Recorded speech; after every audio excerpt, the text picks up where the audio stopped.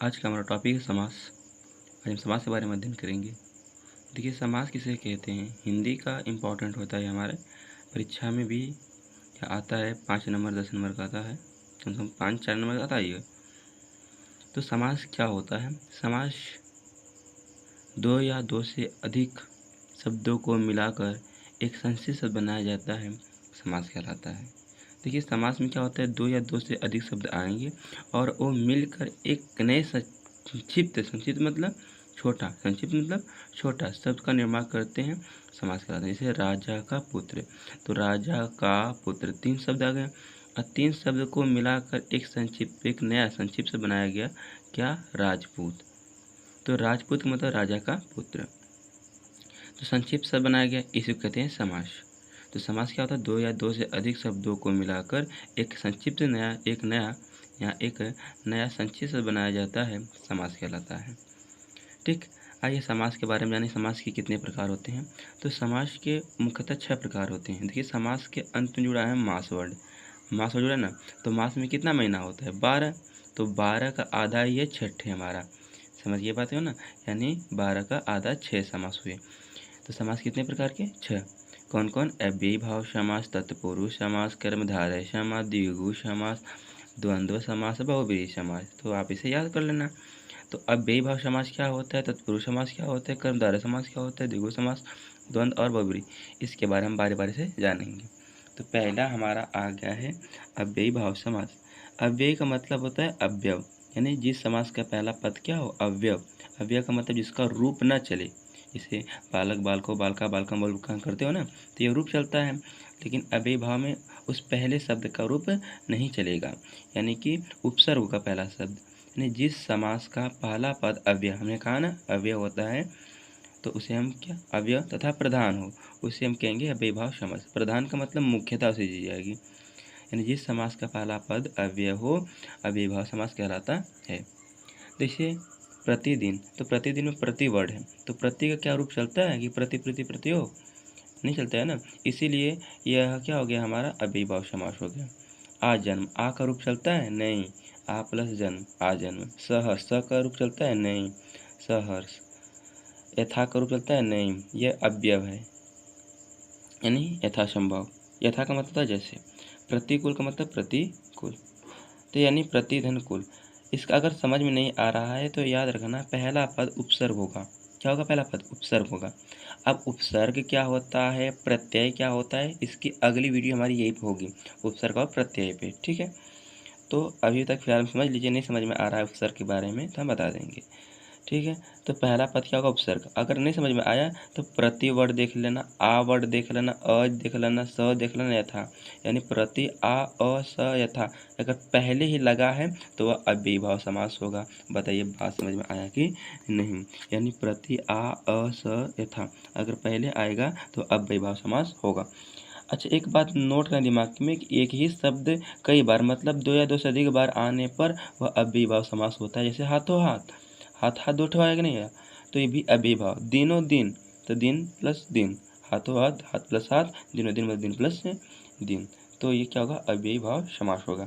ठीक, तो आइए आज अगला समास देखिए, तत्पुरुष समास। तत्पुरुष समास जिस समास में दूसरा पद प्रधान होता है तथा दोनों पदों के बीच का कारक चिन्ह का लोप होता है। दोनों बीच का कारक चिन्ह लोप होता है, यानी उनके बीच में जो कारक चिन्ह होगा ना, वह लोप होगा। लोप मतलब छिपा होता है। जैसे राजकुमार, तो राजकुमार का अगर हम विग्रह करेंगे, समास विग्रह करेंगे, तो क्या होगा, राजा का कुमार, इसमें यहाँ कारक का चिन्ह है। यहाँ पे राजपुत्र, यहाँ राजा का पुत्र, इसमें कारक चिन्ह क्या है, का कारक। देखिए हमारे 6-7 7 कारक होते हैं ना, तो वो संस्कृत में पढ़ने को मिलेगा आपको। राजा का पुत्र का कारक चिन्ह है। यश प्राप्ति, यश की प्राप्ति, यानी यहाँ पे जो की वर्ड आया है यह कारक है, का की के, ये सब कारक चिन्ह हो गया। यज्ञशाला, यज्ञ के लिए शाला, यहाँ भी के लिए कारक हो गया। पाप मुक्त, पाप मुक्त मतलब पाप से मुक्त, यहाँ से कारक चिन्ह लोप होगा। करुणा मुक्त, करुणा से मुक्त, यहाँ से कारक चिन्ह लोप हुआ। शिवालय, शिव के लिए आलय, यहाँ के लिए हुआ। पुरुषोत्तम, पुरुषों में उत्तम। ठीक, यहाँ समझ में आया। तो यहाँ पे सब का की में, पर से, ये सब क्या कारक चिन्ह है। आइए कर्मधारय समास पर, तो ये सब याद कर लेना, आसान है, ज़्यादा कठिन नहीं है। कर्मधारय समास, जिस समास का दूसरा पद प्रधान होता है तथा पहला पद, जिस समास का दूसरा पद प्रधान है, इसमें दूसरा पद मतलब उत्तर पद, और पहला पद मतलब पूर्व पद। पहला पद प्रधान होता है तथा पहला पद व दूसरा पद में उपमान उपमेय, उपमान और उपमेय अलंकार पढ़े होंगे, उपमान उपमेय तथा विशेषण विशेष्य का लोप होता है, कर्मधारय समास कहलाता है। क्या कहलाता है? कर्मधारय समास। कर्मधारय समास कहलाता है। अच्छा, एक बात याद रखना, इसकी पहचानने की ट्रिक क्या होगी, परीक्षा में आएगा, हमें दे देगा, जैसे कि चरण कमल में कौन समाज से पहचानने के लिए आएगा, तो कैसे पहचानेंगे, परिभाषा से तो क्लियर नहीं होगा, पहचाने कैसे? विग्रह करने पर मध्य में, मध्य मतलब बीच में, है जो या के समान अर्थ आते हैं, शब्द आते हैं, ठीक है। जैसे क्या, चरण कमल, यानी चरण के समान कमल। देखिए के समान शब्द आया कि नहीं, के समान, तो के समान जब शब्द आया, इसका मतलब क्या हो गया, हमारा कर्मधारय समास। महापुरुष, महापुरुष का क्या मतलब होगा, महान है जो पुरुष, तो है जो वर्ड आया कि नहीं आया, तो है जो मतलब है जो, तो महान है जो पुरुष महापुरुष, यानी है जो या के समान शब्द जब तुम्हें दिखेगा, इसका मतलब कौन समान होगा विग्रह करने पर, तो कर्मधारय समास, ठीक है। अब लाल मणि, लाल है जो मणि, यानी है जो वर्ड आ गया, तो कौन समास, कर्मधारय। महापुरुष, पुरुष है ना, या तो हो गया। मृग नयन, मृग के समान नयन, यानी के समान शब्द आ गया, इसलिए क्या हो गया हमारा, कर्मधारय समास आ गया। ट्रिक तो यही है, सब देखना जो बता रहा हूँ मैं। आइए अगला, अगला क्या है हमारा, द्विगु समास। द्विगु में लिखा है गु, गु में क्या होता है, गु मतलब गुड़ा, गु मतलब गुड़ा। अब गुड़ा किसका होता है, संख्या का होता है ना। तो जिस समास का पहला पद संख्यावाचक हो, जिस समास का पहला पद संख्यावाचक होता है, वह द्विगु समास होता है। जिस समास का पहला पद संख्यावाचक हो, वह द्विगु समास होता है, यानी संख्या वाला। जैसे चौराहा, चौराहा का मतलब चौ मतलब चार, चौ मतलब चार, चौराहा का मतलब चार रास्ता का समूह न होला, चार रास्तों का समूह, यानी चार राहों का समूह चौराहा। त्रिकोण, त्रिकोण का मतलब तीन, त्रि मतलब तीन, तीन कोणों का समूह त्रिकोण। पहला संख्या है ना। तिरंगा, तीन मतलब तिरंगा, तिरंगा मतलब तीन, तीन रंगों का समूह तिरंगा। जैसे तीन मुहानी आ गया, तीन मुहानों का समूह, तीन मुहानी हो गया, इसी प्रकार।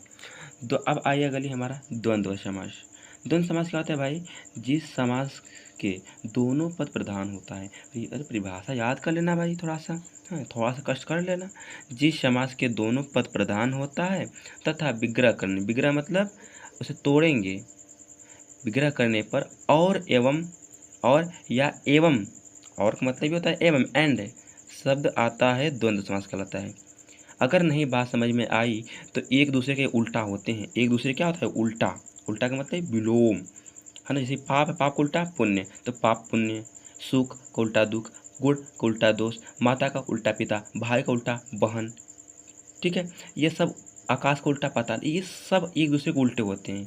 अगर अभी भी बात समझ में नहीं है तो क्या होता है भैया, कि इसके बीच में योजक चिन्ह लगा होता है, योजक है ना, ऐसे डैश वाला चिन्ह है, एजक बीच, अच्छा बीच, मतलब इसका हम तोड़ेंगे कैसे, पाप आई डैश का मतलब और पुण्य, पाप और पुण्य, सुख और दुख, यानी और शब्द का लोप हुआ कि नहीं हुआ बताओ हमें, इसलिए यह कौन समास होगा, द्वंद्व समास होगा। अब आइए बहुब्रीहि समास। अब बहुब्रीहि समास बहुत खतरनाक समास है हमारी।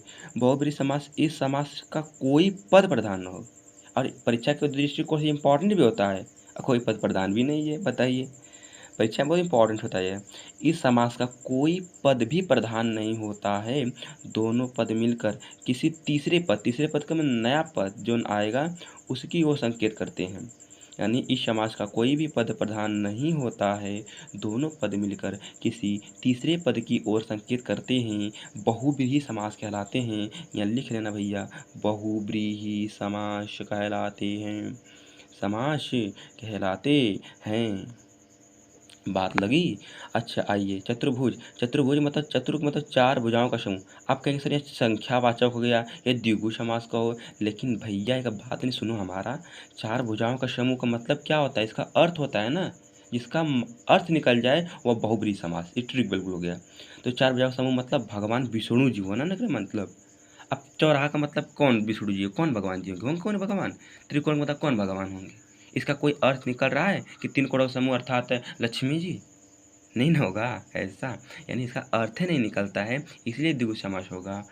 अगर जिसका अर्थ निकल जाए, जिसका भी अर्थ निकलेगा वह हमेशा किसमें भाग जाएगा हमारा? बहुव्रीहि समास में। बताओ याद हो कि ना यदि? लंबा है उदर यानी लंबोदर, लंबा उदर मतलब पेट, जिसका पेट लंबा है अर्थात के गणेश भगवान, गणेश भगवान उनके विनायक भी कहल जाता है। दशानन, दस है आनंद जिसके, आनंद मतलब सिर, मूड़ी जिसको कहते हो आप, सिर, 10 है सिर जिसके अर्थात रावण, जिसका अर्थ निकल जाए वही है बहुव्रीहि समास। परीक्षा में आएगा तो बताओ लिख दोगे कि नहीं लिख दोगे?